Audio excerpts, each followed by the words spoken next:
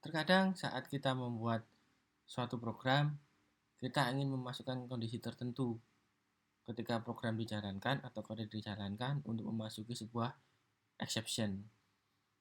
Exception di sini contohnya teman-teman ketika membuat program ingin memberitahu kepada pengguna bahwa ibaratnya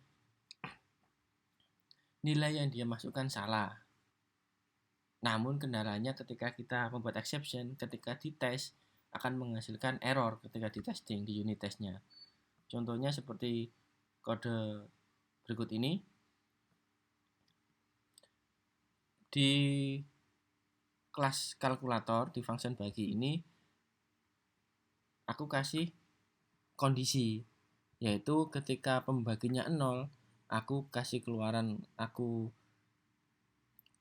lempar ke exception dengan pesan pembagi 0.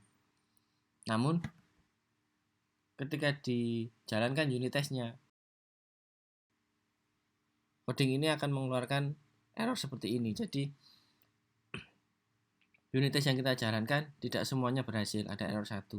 Nah, kemudian bagaimana caranya kalau kita ingin memasukkan error exception ini sehingga ketika dites, tesnya bisa berjalan 100%. Kita bisa memakai exception test, exception yang kemudian dia ini penanda bahwa halaman ini harusnya mengeluarkan exception seperti itu. Fungsi yang bisa kita gunakan untuk melakukan testing exception antara lain adalah expect exception. Ini untuk mendapatkan ini sebagai penanda bahwa coding setelah function ini akan mengeluarkan exception. Atau spesifik exceptionnya dengan kode apa, itu dengan expect exception code. Nah, di dalamnya nanti kode exceptionnya kita tambahkan. Kemudian kita bisa juga untuk testing exception kita ini sudah mengeluarkan output yang benar apa belum kalimatnya dengan pakai yang expect exception message. Atau kemudian expect exception message match untuk melakukan checking terhadap pola. Saya ambil contoh di coding berikut. Di sini aku punya satu function exception test, yaitu test exception. Kemudian di dalamnya ditambahkan untuk coding expect exception invalid argument exception.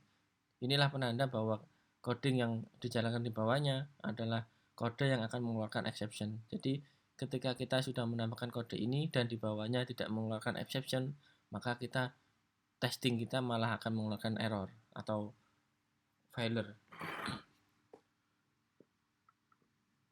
Aku lanjut di coding yang ini. Nah, ketika aku sudah kasih seperti ini, throwing, jika pembagi adalah 0, maka aku lempar ke exception dengan message pesan pembagi sama dengan 0. Atau mungkin bisa kita tambahkan untuk kodenya. Kode, anggap aja ini kodenya 101, seperti ini. Kemudian di sini untuk ngetes secara normal kan aset equal. Ini untuk pengembalian yang harusnya sesuai. Kita bisa juga membuat satu lagi function. Public function test exception bagi. Kemudian kita bisa, jangan lupa ini ya, ambil dependensinya daripada kita menulis ulang untuk pembuatan objeknya. Kita bisa langsung depend ke function yang tes tambah. Expect exception. Nah, ini. Kemudian di dalamnya kita tandai harusnya di kode setelah ini mengeluarkan exception dari kelas mana. Exception perform seperti ini. Terus kita jalankan ke kalkulator bagi.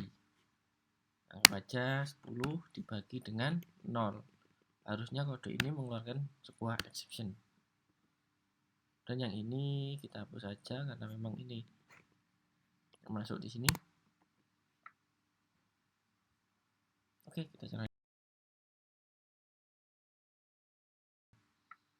Kemudian kita bisa juga menambahkan expect exception code, yang harusnya kode di bawah ini mengeluarkan kode tertentu. Kita ambil contoh 101 ini. Nah, seperti ini.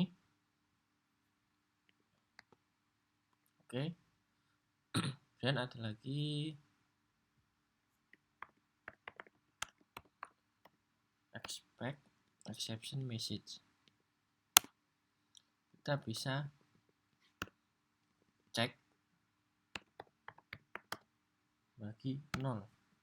Pesannya sudah sesuai apa belum. Seperti itu. Sekarang kita running. Nah, oke. Berarti kode kita ini adalah kode tes bagi yang sukses kalau pembaginya ini bukan 0. Nanti masuknya ke sini. Kemudian ini kita buat function untuk tes kalau pembaginya 0. Nah, nanti dia harusnya dilempar ke exception yang ini. Seperti itu. Dengan seperti ini, coding kita menjadi lebih rapi, lebih mudah di testing, dan lebih mudah dimengerti. Kemudian, seumpama kita punya kelas sendiri untuk exception-nya, bukan exception yang kelas ini. Contoh, aku punya kelas yang namanya division by zero exception. Seperti ini.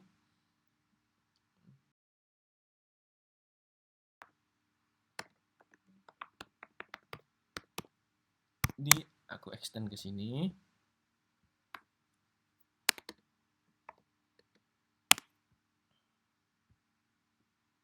Kemudian aku tambahkan pesannya di sini.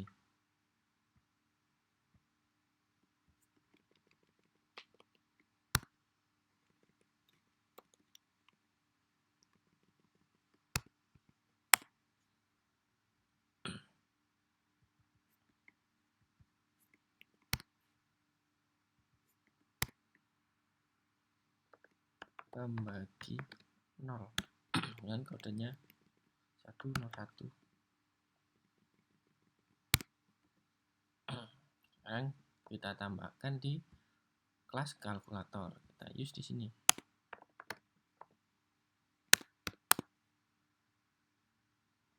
So, tadi di sini kita nggak perlu memasukkan pesannya. Kemudian di sini kita bisa ganti untuk expect-nya ini ke kelas yang baru.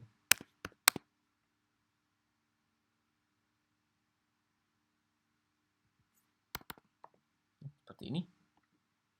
Kita jalankan. Nah, oke. Dengan seperti ini kode kita jadi lebih ringkas dan penggunaan pesan ini bisa dipakai berulang kali di kelas yang lain yang kita perlukan. Terima kasih. Cukup sekian.